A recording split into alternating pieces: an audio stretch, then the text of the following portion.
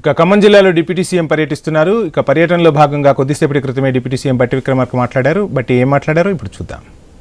భూములకి మళ్లించాలనేటువంటి తపన ఆలోచన మీ అందరూ వేసినటువంటి ఓటుతో ప్రజాప్రతినిధిగా సాధించాలనేటువంటి లక్ష్యంతోనే గతంలో కట్టినటువంటి కట్టలేరుని మోడర్నైజ్ చేసుకొని తిరిగి పునరుజ్జీవింప చేసుకున్నాం. మదిరా బోనకల్ల మధ్యలో జాలిముడి కట్టించుకున్నాం.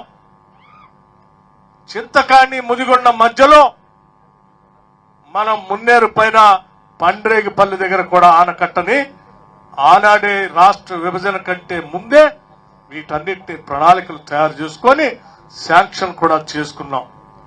చివరికి జవహర్ జాలిమడికి సంబంధించి కూడా ఆనాటి రాష్ట్ర విభజన కంటే ముందే 2012-13లోనే దీనికి సంబంధించి ఆనాడు రాష్ట్ర ముఖ్య మంత్రిగా ఉన్నటువంటి కిరణ్ కుమార్ రెడ్డి గారికి చెప్పి ఈ థర్డ్ జోన్ లో ఉన్న నీటిని సెకండ్ జోన్ లో ఉన్న నీటి ద్వారా మా భూములకి పారించుకోవాలని చెప్పి వారిని కోరగా ఆనాడే వారు శాంక్షన్ చేయటం, సర్వే చేయటం అన్ని చకచక జరిగిపోయాయి.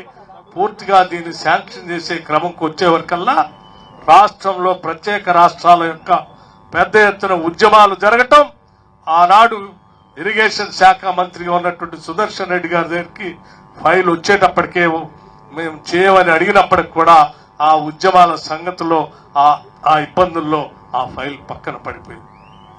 తిరిగి మళ్లీ రాష్ట్రం 10 సంవత్సరాలు టిఆర్ఎస్ నాయకత్వంలో ఈ రాష్ట్రం మనందరికీ తెలిసిందే ధనిక రాష్ట్రంగా ఉన్నప్పటికి కూడా నీళ్ల కోసమే తెచ్చుకున్న రాష్ట్రం అయినప్పటికి కూడా ఒక్క చుక్క నీటిని కూడా నీటిపారుదల ప్రాజెక్టుల ద్వారా భూములకి మళ్లించేటువంటి కార్యక్రమం చేపట్టకపోగా ఆనాటి ఉమ్మడి రాష్ట్రంలో మొదలుపెట్టినటువంటి ప్రాజెక్టులు కూడా కట్టకుండా గాలికి వదిలేయటం వల్ల ఈ రోజు రాష్ట్రం అంతా కూడా పెద్ద ఎత్తున ఇబ్బంది పడుతున్నటువంటి సంగతి కూడా మీ అందరికీ తెలిసిందే.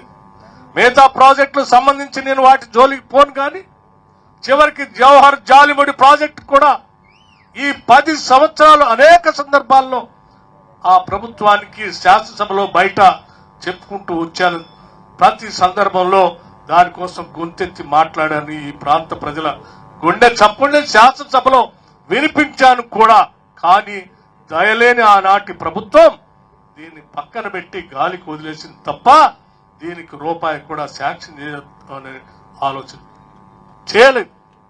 తిరిగి మన ప్రభుత్వం ఇందిరమ్మ రాజ్యం వచ్చిన తర్వాత ఈనాడు ఇరిగేషన్ శాఖ మంత్రిగా సుదీర్ఘ కాలం పిసిసి ప్రెసిడెంట్ గా పనిచేసినటువంటి ఉత్తమ్ కుమార్ రెడ్డి గారు ఇరిగేషన్ మంత్రిగా అయితే నేను వారి దృష్టికి తీసుకొచ్చాను.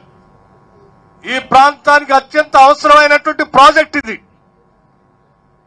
3వ జోన్లో ఉన్నటువంటి ఈ 35 గ్రామాలకు సంబంధించి 33 ఎకరాలకి నీళ్లు అందించేటువంటి ఈ లిఫ్ట్ ఇరిగేషన్ ఆనాడే మొదలైంది. కానీ దురదృష్టం పూర్తి చేసుకోలేకపోయాం.